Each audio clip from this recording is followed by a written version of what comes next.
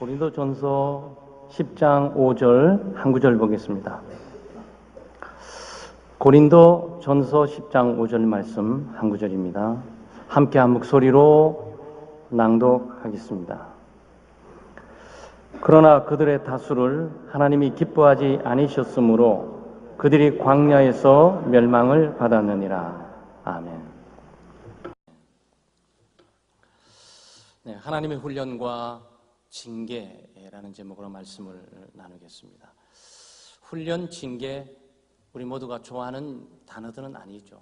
누가 훈련받기를 좋아하고 누가 징계받기를 좋아하겠습니까?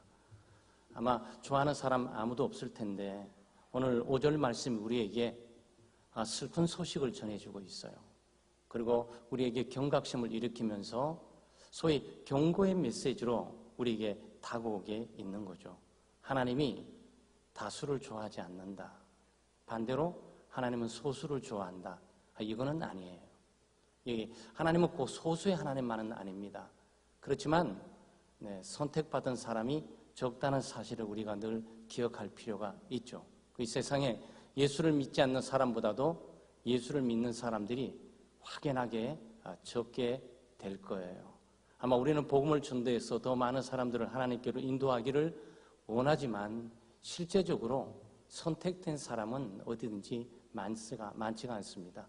회사도 마찬가지고 국가에서 공무원을 뽑을 때도 소수를 뽑게 되는 거지 전 국민을 다 뽑을 수는 없는 거죠. 하나님의 구원의 역사도 마찬가지입니다. 그런데 다 구원받았으면 얼마나 좋았을까요? 이스라엘 백성들이 출애굽을 하고 난 이후에 광야에서 다 구원받아가지고 다 가나안 땅에 같이 들어갔더라면 얼마나 좋겠습니까? 그렇다면 우리의 마음이 얼마나 안도감을 갖게 되겠어요. 그런데 구원받기 위해서 출애굽한 사람들은 무수하다. 그런데 그들 중에 다수가 굉장히 많은 수가 광야에서 다 죽어버렸다. 지금 이 얘기거든요. 그러니까 이런 얘기를 통해서 우리는 구원의 확신을 붙들 필요가 있을 뿐만 아니고 동시에 광야 같은 세상 가운데서 우리가 경각심과 우리가 경고감을 가지고 살아가야 됩니다. 소위 오늘은 훈련과 징계 교리입니다. 우리가 하나님께서 이런 교리가 있다라고 가르친 건 아닌데 이 스토리, 얘기가 전개돼가는 얘기 속에서 소위 얘기라면 역사를 말하는 거예요. 사람이 있고 무대가 있고 장소가 있고 시간이 있고 거기에 사람과 더불어 일어나는 사건이 있죠. 그게 역사입니다. 그러니까 이스라엘 백성 가운데서도 동일하게 그런 일들이 있음을 우리가 보게 됩니다. 하나님의 은혜 또 하나님이 주시는 자유와 기쁨의 해방을 남용하거나 오용하게 되면 오히려 화가 됩니다. 오히려 징계거리가 되고 하나님의 심판거리가 되게 되죠. 자유와 해방은 기쁜 것입니다. 그러나 그 자유를 잘못 사용하게 되면 오히려 멸망으로 치달아갈 수가 있는 거죠. 차라리 자유를 얻지 않고 우리가 이렇게 보게 되면 광야에서 다수가 죽었다 그랬어요. 광야에 죽었다 그랬습니다. 가령 우리가 이 사람들이 구원받지 못하고 바로의 손에서 해방되지 않았다면 죽지 않았을 거예요. 그러나 해방받고 자유를 얻어서 죽은 거예요. 차라리 예수를 믿지 말았으면 좋았을 사람이 있단 말이죠. 유다와 같은 종류의 사람을 지금 염두에 두고 있다는 사실을 생각해 볼 필요가 있습니다. 이스라엘 백성들은 참 복받은 사람입니다. 왜냐하면 여러분과 저도 그런 복에 참여한 사람이면 사실이지만 소위 10가지 재앙을 보지 않았습니까? 하나님의 역사와 능력을 경험을 한 거죠. 10가지 재앙들이 막 일어난 사건 가운데 모세라는 영웅적인 인물이 진두지휘하면서 홀로 애국감 맞서면서 하던 모습을 보면서 아마 통쾌감을 가졌을 겁니다. 우리 민족, 유대민족에 모세라는 한 구원자가 일어났는데 바로 왕도 꼼짝 못한다. 바로의 군대도 꼼짝 못한다. 저 재앙들을 막 내리는 저거 봐라. 하나님의 주의 종이고 정말 능력의 사자이다라는 부분들을 명력히 보면서 얼마나 위로를 받았겠습니까? 구원을 받았어요. 그리고 홍해를 건너지 않았습니까? 우리가 잘 아는 대로 홍해를 그냥 육지처럼 건넜다 이렇게 표현했습니다. 그건 기적을 말하고 있는 겁니다. 하나님의 능력을 경험했습니다. 하나님의 구원의 역사도 경험을 했어요. 또 하나님께서 홍해를 가르는 것도 눈 뻔히 봤습니다. 이 정도 되게 되면 예수 잘 믿어야지. 이 정도 되면 정신 차리고 하나님이 어떤 분인 줄 알고 그 하나님을 경계하고 두려워 떨어야 되는 게 아니냐고. 자기들을 압제하고 지배했던 바로 왕과 그 모든 군대를 무력화시켜버린 하나님의 능력과 전능하신 영광을 보게 될 때 광야에서 이 하나님 앞에서 두려워 떨어야 되는 것이 아니냐고. 그런데 오늘의 전언은 그들이 하나님을 무시했다. 하나님을 업신여겼다. 바로보다 우습게 여겼다. 그래서 그들은 다 광야에서 죽었다. 이 얘기를 지금 하고 있는 거예요. 참 어려운 교리들이 갑니다. 왜 이 얘기를 하고 있는 겁니까? 고린도 교회 교인들에게 바울 사도가 갑작스럽게 난도 없이 이 수천 년 전에 있었던 그 사건을 좀 끄집어내면서 왜 지금 말을 하고 있는 겁니까?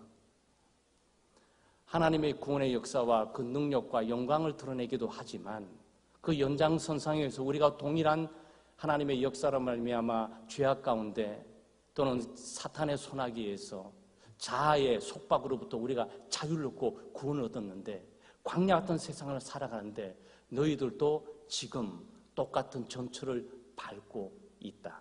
조심해라. 지금 이걸 말하고 있는 거죠. 사실 고린도 교회는 하나님의 백성답게 살지를 못했습니다. 바울파, 게바, 베드로파, 아볼로파, 목사님파, 장로님파, 권사님파 싸우고 난리 나다가 다 풍지박산되고 있었다는 거예요.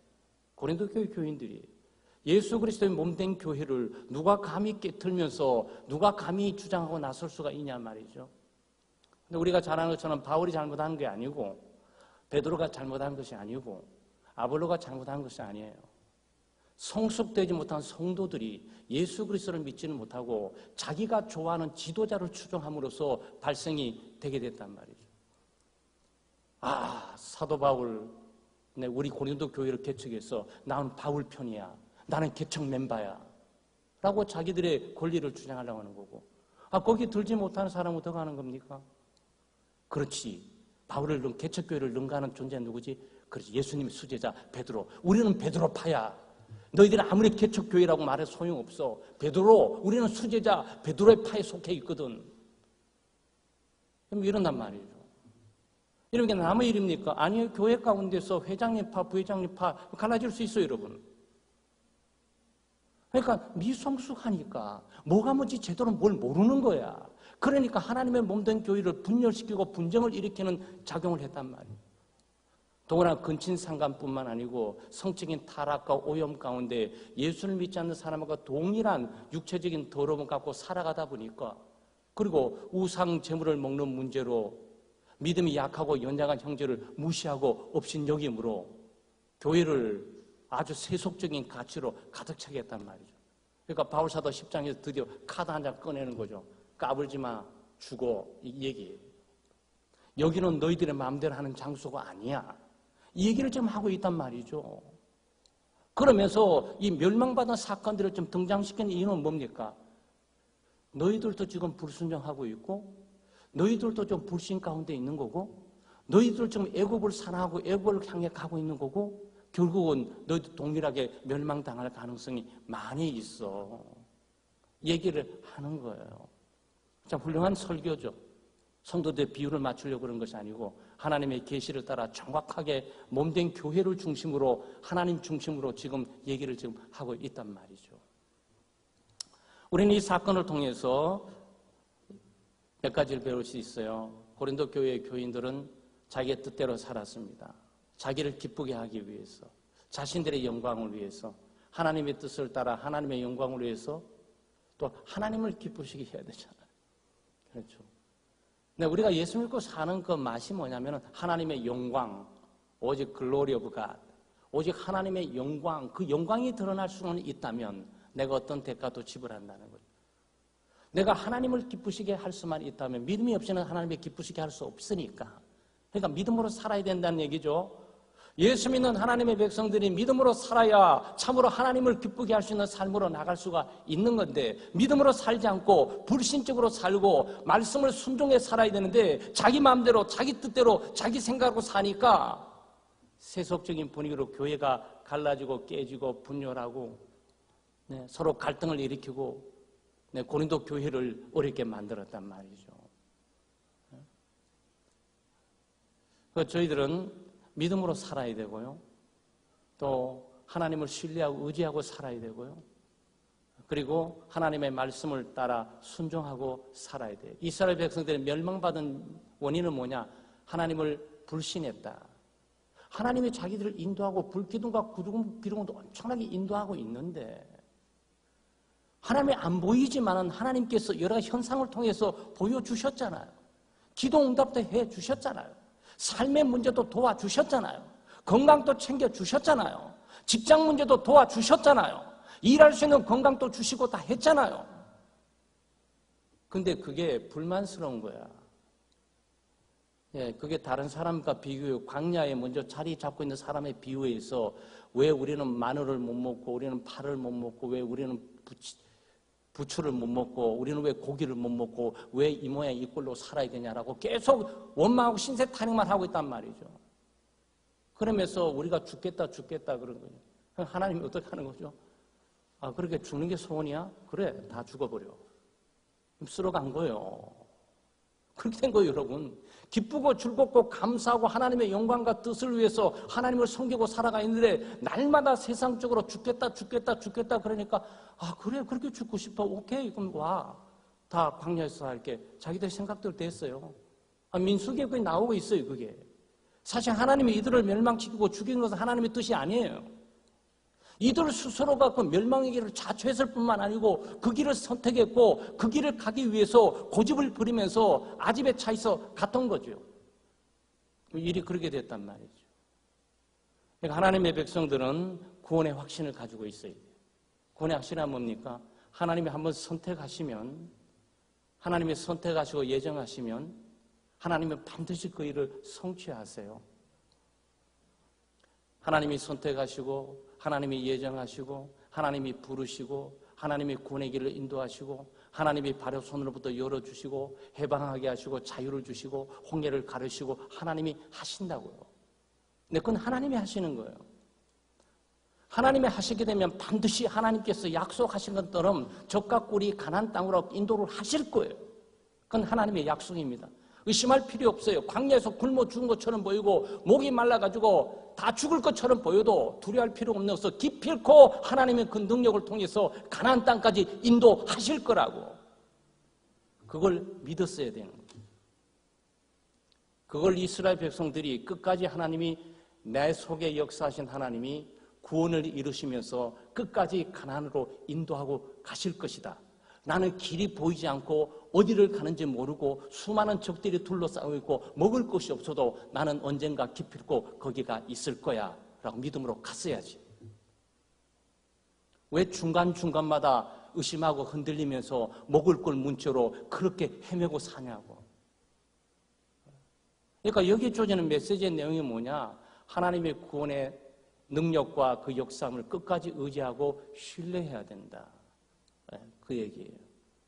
동시에 모든 사람이 다 그렇게 하나님의 편에서 볼 때는 하나님께서 하셨던 구원은 100% 완전하게 하나님 인도하시지만 사람 편에서 보게 될 때 그 구원을 이룰 수가 있다라는 경각심을 주는 거예요. 이게 미스테리입니다. 이게 신비한 일이에요. 물론 여러분 보면서 의문을 많이 가지시고 신학적뿐만 아니고 신앙적으로 성경 공부를 하면 오래되신 분들도 이 문제를 가지고 늘 고민을 하세요. 하나님, 목사님, 하나님께서 한번 선택하시고 결정하시고 구원하시면 끝까지 다 가나안 땅에 인도해 가셔야 되는 게 당연하지 않습니까?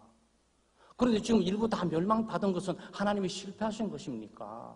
하나님께서 그 백성들을 잃어버리게 만드시는 겁니까? 아, 그럼 나도 구원받으면 나도 언제 구원을 잃을 가능성이 있지 않겠습니까? 그렇게 대입하실 필요는 없어요. 여러분 가운데 하나님이 역사하셔서 거듭나게 하시고 죄를 회개하고 구원을 얻도록 하셨다면 죄를 아무리 죄의 유혹과 구렁텅이가 있을지라도 기필코 하나님은 징계를 주시고 훈련하시고 이리 굴리고 저리 굴려가지고 말이죠. 겸손하게 결국 회개해서 하나님을 붙들고 결국은 하나님 나라 오도록 하나님께서 역사하실 거예요. 그러면 하나님 여기 있는 다소 멸망한 건 뭐죠? 여러분 이스라엘 백성들의 존재가 없어졌습니까? 다수가 다 죽어버렸다 그래 이스라엘 백성들의 존재가 없어졌어요? 가나안 땅 들어갔습니까? 네, 들어갔어요. 일부가 들어갔습니다. 제1세대 여호수아 갈렙을 통해서 이 세대들인 이 20대 이하의 아이들을 데리고 다 새로운 땅을 향해서 들어갔어요. 그리고 하나님의 백성은 여전히 현존하고 존재할 뿐만 아니고 하나님의 백성은 가나안 땅에서 중부전선, 남부전선, 북부전선 이르기까지 온 가나안 땅을 점령하는 일에 3년 동안 전진배치되면서 전투력을 강화해 나갔어요. 하나님이 구원하지 않는 거예요? 아니, 하나님이 구원하셨어요. 하나님 그 일을 이루셨어요. 그 약속을 100% 완전하게 신실하게 이루셨어요. 그 아브라함의 자손이 그 하나님의 백성들이 애굽에 종살이하고 있었지만 그들을 구원시켰던 많은 분들 가운데 광야에 죽었을지라도 일부가 죽었을지라도 일부가 승리를 한 거죠. 자, 그럼 우리의 메시지 가운데 다 뭡니까? 가나안 땅에 들어가는 성도로 남을 것이냐 아니면 광야에서 쓰러져가는 멸망받는 성도의 범주 속에 들어있을 것이냐라는 부분이에요. 사실 바울 사도가 도전하고 있는 것은 바로 후자에 있는 사람들에게 지금 도전하고 있어요. 이거는 신비입니다. 예수를 믿고 신앙생활하면서 같이 교회생활을 하고 있는 상황 가운데서도 누가 구원을 얻게 될지 누가 신앙생활 안 하게 될지 하나님만은 알고 계시죠. 우리 각자는 광야에서 살아갑니다. 예수 그리스도를 통해서 죄의 용서를 받고 성령으로 거듭나고 죄의 지배로부터 자유받고 율법의 속박으로부터 구속으로부터 자유케 돼서 살아갑니다. 그리고 약속의 땅 가나안 땅 하나님의 나라를 향해서 가고 있는 거죠. 그렇다고 다 교회 생활에 남고 있는 겁니까? 그러지 않을 수도 있다는 거예요. 그러니까 여러분부터 신앙생활을 하다 어느 날 사라지는 사람들에 대해서 놀라지 마세요. 놀라지 마세요. 야, 하나님의 선택 교리와 구원의 견인 교리가 이거 정말 사실인 거야? 의심할 필요도 없어요. 사실이에요. 일부가 들어감으로 전체가 다 들어갈 거야. 그러면 우리의 도전이 뭡니까? 여기에 성경에 그런 것들이 종종 많이 나와요. 그렇죠? 아마 여러분 아는 것처럼 예수님께서 마태복음 7장에서도 이 말씀을 하셨잖아요.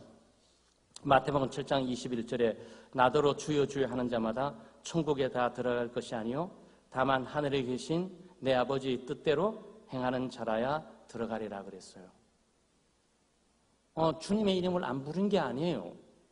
주님의 이름으로 기적도 행해요. 주님의 이름으로 병도 고친다고. 그런데 그리스도께서 알지 못하는 사람들이 있어. 그게 문제예요. 근데 그 사람들이 광야에서 다 죽어버린 사람 속에 포함되어 있는 거라고 보시면 돼요. 그건 미스터리입니다. 구원 자체가 갖고 있는 개념들이 나는 구원받았다라는 믿음으로 확신하고 믿음으로 살아가고 있는 거죠. 그 믿음의 확신은 변치 않을 거고 말이죠.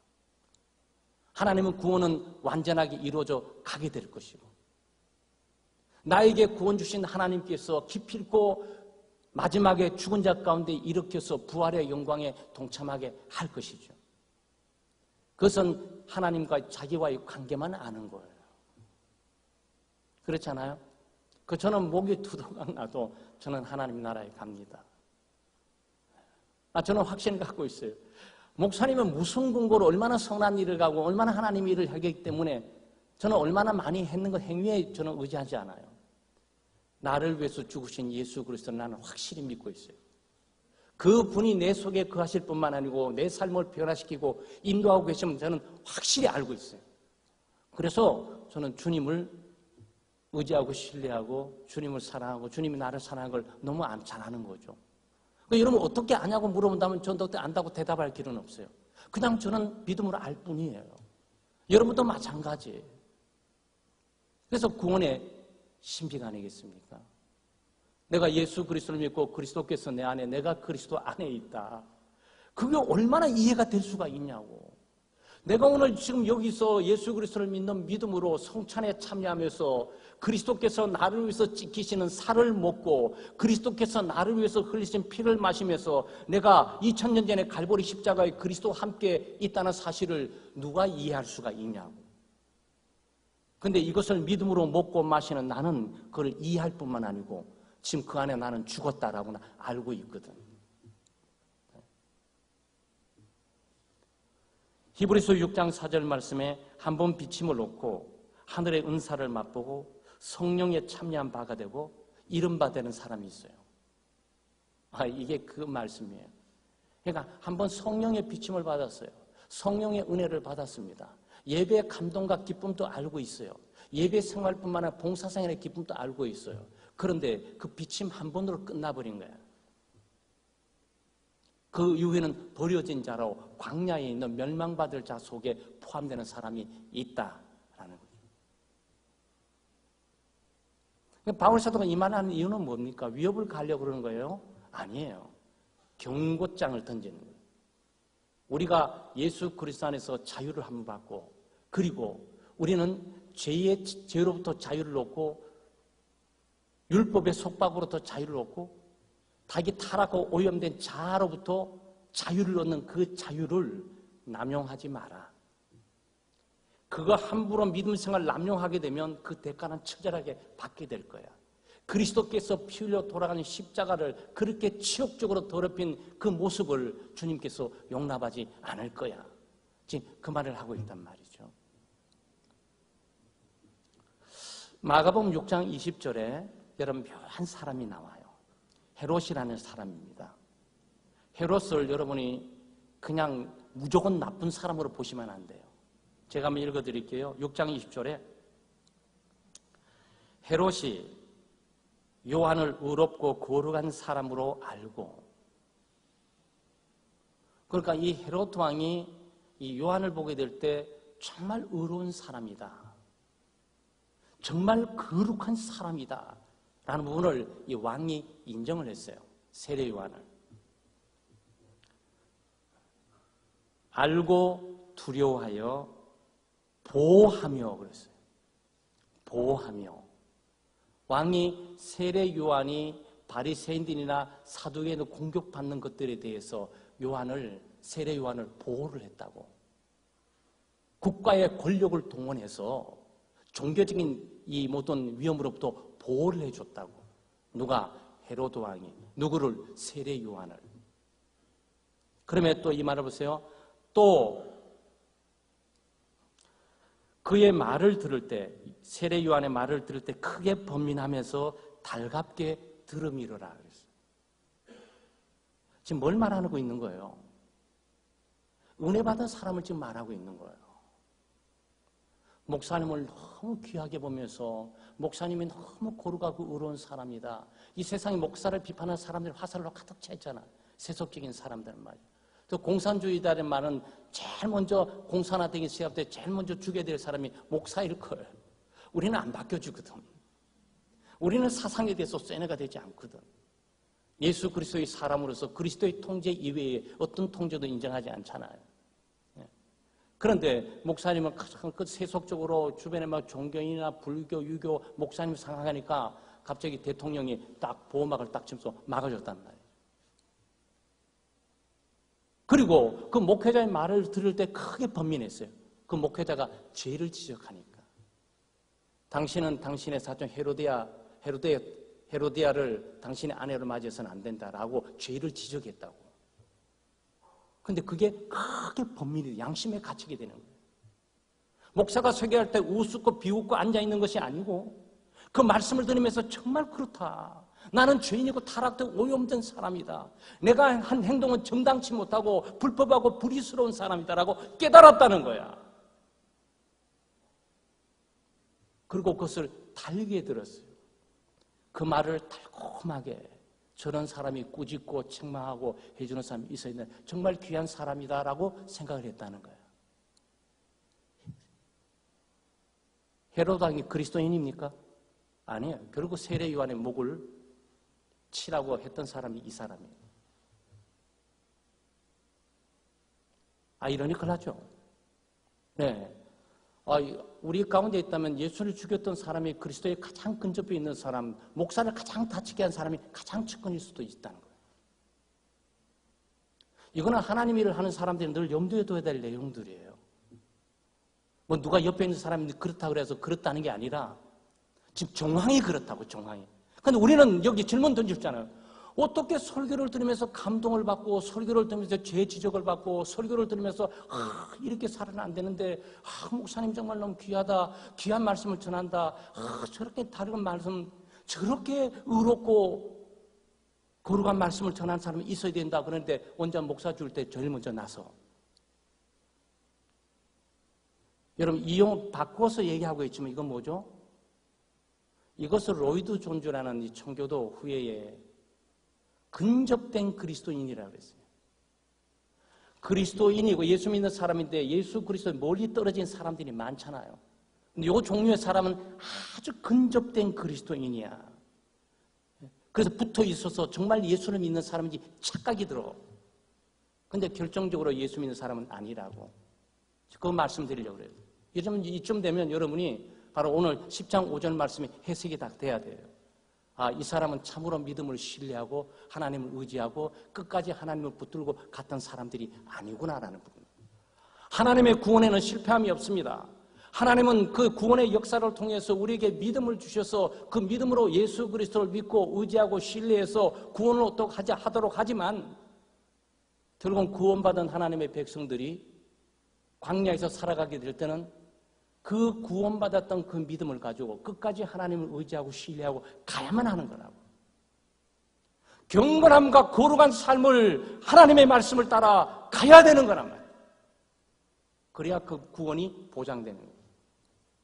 구원이 행위에 달려있다고 말씀드린 건 아니에요. 구원 얻은 믿음으로 얻도록 되어 있어요. 그 믿음은 어떤 믿음이냐? 생각만 하는 믿음이 아니에요. 동의만 해주는 믿음이 아닙니다. 말만 해주는 믿음이 아니에요.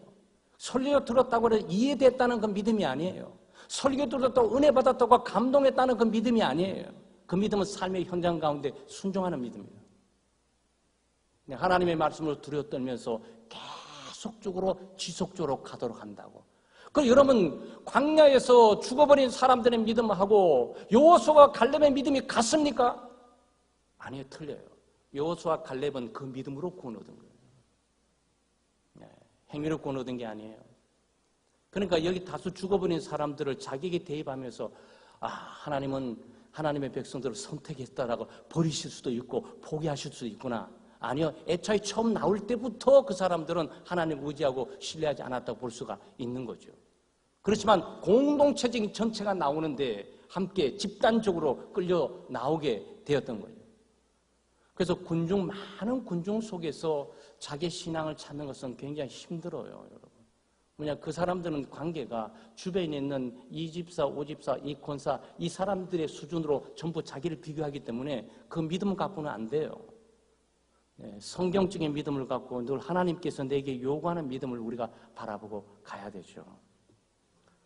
그러면 여호수아가 갈렙이라든지 이스라엘에 멸망받는 1세대들은 광야에서 야간, 어떤 분은 상황에 따라 달라요. 어떤 분은 일주일 동안 가나안 땅에 들어갈 수 있다. 어떤 분은 10일이나 12, 3일 동안 들어갈 수 있다. 우리는 거리감을 측량할 필요는 없습니다. 다만 한 10일에서 최소 못해도 잘라가지고 7일에서 20일 사이는 충분히 가나안 땅으로 들어갈 수 있어요. 네? 이스라엘 백성들이 애굽에서 구원을 받아가지고 약속의 땅 가나안 땅으로 이렇게 올라가고 팔레스타인으로 올라가는 길목이 약 한 7일에서 20일 걸린다고 학자들마다 다 달라요. 지리학을 공부하는 분들이. 근데 우리는 다 어떤 거죠? 지금부터 우리가 그 당시에 돌아가가지고 당시에 그 상황 정황에서 걸어보지 않으면 우리는 모릅니다. 그리고 걸어보는 것도 그냥 막 걸으면 안 되지. 한 200만 명이 같이 출발하는 걸로 생각을 하게 될 때 그 집단들의 움직임이 얼마나 시간이 많이 걸리겠냔 말이에요. 그럼에도 불구하고 7일 내지 20일로 잡아요. 그런데 실제로 구약 성경 말해주는 것은 며칠이죠? 40년이요, 40년. 40년 만에 들어갔어요. 그럼 하나님께서 이스라엘 백성도 여호수아 갈렙 붙은 사람을 왜 40년 동안 붙들어 뒀을까? 누구는 40년 동안에 죽고 누구는 40년 동안에 살아남고 결국 약속의 땅까지 들어가게 되죠. 그건 뭐죠? 네, 여기는 하나님의 징계와 훈련의 교훈이 있어요. 그래서 광야는 훈련의 장소입니다. 광야는 고난의 장소기도 하고 부족, 쓸쓸함과 황량함, 외로움, 무력함의 장소가 바로 이 광야예요. 하나님께서 여러분과 저를 구원하고 예수 믿고 천국이 얼마나 좋습니까? 정말 천국은 이 땅 꼭 비교할 수 없다고 그랬어요. 그럼 우리 소망하잖아요. 주님, 제가 예수 믿고 거듭나는 그 순간에 저를 싹 그냥 하늘나라 데려가 버리고 땅은 육체는 무덤으로 딱 가겠으면 얼마나 편했겠습니까? 그렇지 않겠습니까, 여러분? 근데 우리가 왜 광야에 이렇게 있어야 되냐고. 근데 이 광야에 주어지는 이 시간들이 어떤 사람에게는 빠르게 지나가는 시간이 되는 거고 어떤 사람은 지루하고 고통스럽고 힘들기 짝이 없는 시간이 된다고. 즐겁고 기쁜 시간, 감사한 시간들은요, 왜 그렇게 빨리 가는지 몰라요. 2박 3일 수련회 가면 재밌는 수련회는 말이죠. 하루 이틀 더 있었으면 좋겠다 그러는데 어떤 수련회 하루가 그냥 막 1년 가는 것 같아. 왜 그런 거예요? 그 시간 자체가 줄어들 긴 것이 아니에요. 이 동일한 원리가 우리에게 적용됩니다. 우리에게 남아있는 시간이 하나님을 신뢰하고 하나님을 의지하고 하나님의 말씀에 순종해 가게 되면 그 시간이 7일 내지 인생이 마치 몇 년밖에 안 온 것처럼 휙 빠르게 지나간다. 고통스러운 순간과 괴로움과 한숨과 탄식의 순간, 불평하고 원망의 시간들은 말이죠. 왜 이렇게 시간이 안 가는지 그냥 한 며칠 지난데도 막 몇 년 지난 것 같아요. 인생이 그런 인생을 살게 된다고.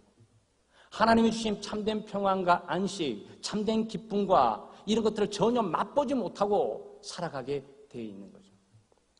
그러니까 여기서 하나님은 어떻게 하는 거죠? 하나님이 신뢰하는 법을 가나안 땅에 들어가서 거기서 하나님의 말씀을 온전히 지킬 수 있도록 하나님이 훈련을 시키는 거예요. 왜냐하면 이게 보시게 되면 여러분이 그림을 그려져요. 왜 이 땅에 남아있어서 죄가 있고 고통이 있고 이스라엘 백성들이 광야를 거치면서 많은 적들을 만나게 되고 부족도 결핍도 만나게 되고 물이 없고 음식 없고 두려움과 공포, 염려 이런 것들 추위와 더위 이런 것들 거치면서 질병 막 쫙 하고 있잖아요. 근데 가나안 땅에 간 사람이 있다고요. 그래서 여호수아 갈렙은 가나안 땅에 이제 갑니다. 그것도 홀로 가지 않고 다 죽어버린 2세대, 20대 이하 애들을 데리고 새로운 세대를 만들러 가지. 나머지는 여기 많이 죽었다는 얘기예요.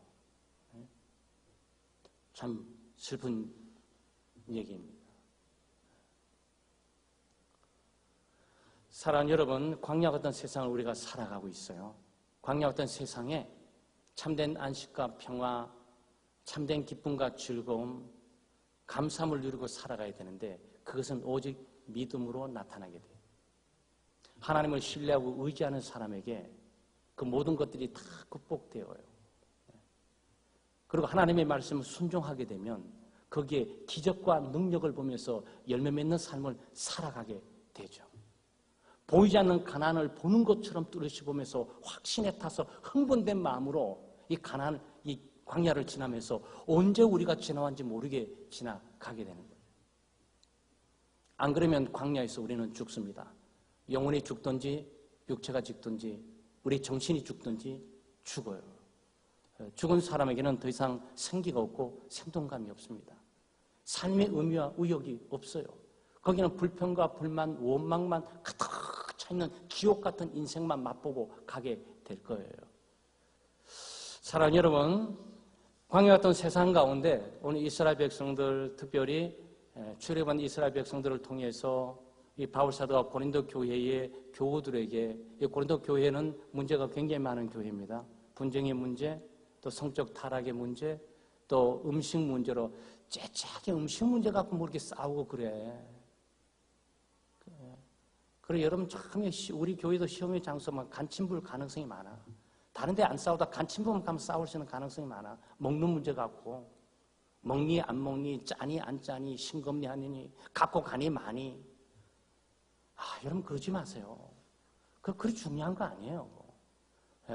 목숨 걸릴 일도 아닙니다. 거기는 믿음과 순종이 필요한 것이고 하나님이 지배하고 통치하는 참된 안식과 평화를 누리고 우리 각자에게 주어진 건강과 분량대로 성김을 통한 기쁨과 보람을 누리기 위해서 가 있는 것이지 음식을 많이 먹고 적게 먹고 짜게 먹고 싱겁게 먹고 달게 먹고 쓰게 먹고 갖고 가고 안 갖고 가고 이게 아니에요. 그거 아닙니다, 여러분. 이거 분명하지 않으면 이스라엘 백성 그리고 고린도 교회도 이 문제 가지고 우상 제물의 문제지만 그 제물은 잔치함에 참석하면서 잔치하고 난 다음에 음식을 어떻게 해야 될 거냐 여기에 지금 중요한 거라고. 그러니까 정신 바짝 차리고 우리 신앙생활 해야 돼요. 네, 그러니까 조속한 신앙생활이 아니고 이 광야 같은 세상 가운데 참된 평안과 안식과 기쁨을 잃게 만드는 모든 것들은 버리는 게 좋아요. 차라리 음식 갖고 가는데 이거 갖고 가는데 왜 많이 갖고 가 그러죠? 그냥 드세요라고 놓고 그냥 가시면 돼. 안 먹는다 그래가지고 뭐 좀 다이어트도 하시잖아. 어떨 때는. 그거 안 먹고 다이어트 하는 게 낫지. 그러니까 우리가 먹는 문제를 갖고 목숨 걸 필요도 없고요. 또 특별히 사람 갖고 이 사람 따르고 저 사람 따르면서 내가 따른 지도자가 좋으니 네가 따른 지도자 싸울 필요도 없어요. 그거 아주 웃기는 얘기예요. 그거. 나는 목사님 편, 나는 장로님 편. 아니 목사 편, 장로 편이 어디 있어요? 여기 예수 그리스도만이 여기 지배하고 통치하는 것인데 그리스도만이 우리의 주인이고 그리스도만이 우리의 생명이고 그리스도만이 우리의 구세주이신 건데 누가 누구를 따른단 말이죠. 목사도 예수 그리스도를 따르는 거고 장로도 예수 그리스도를 따르는 거고 권사님도 예수 그리스도를 따르는 거고 성도들도 예수 그리스도를 따르는 거고 그리스도의 말씀만이 강하게 드러나야 된단 말이죠. 여러분 이게 광야를 우리가 통과해 나가는데 철칙이에요. 이거 무너지게 되면 말이죠. 교회 다 풍지박 하나님의 백성들 말이죠. 고통과 괴로움을 겪고 살아간단 말이에요. 사랑하는 여러분, 오늘 들은 말씀들을 기억하시면서 말씀에 대한 순종들, 이 광야 같은 세상 가운데 하나님을 의지하고 신뢰하는 믿음을 달라고 기도해 주시고요.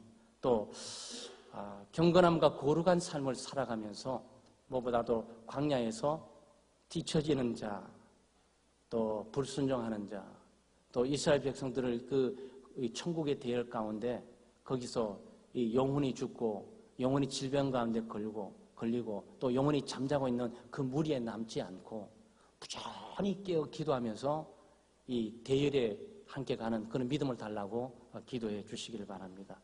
우리 교회에 위해서 기도해 주시는 건 교회의 가장 중요한 건 예배입니다. 예배의 중요한 것은 말씀 선포죠. 그래서 저를 비롯해서 말씀을 수많은 교역자들을 위해서 기도해 주시고 또 예배 가운데 교우들이 항상 열린 마음과 기대하는 마음, 사모한 마음을 와서 하나님의 은혜를 받는 그런 예배 되도록 기도해 주시고요. 우리 교육부 위해서 기도해 주실 때 유치부, 유초등부, 중고등부 청년부들이 있어요.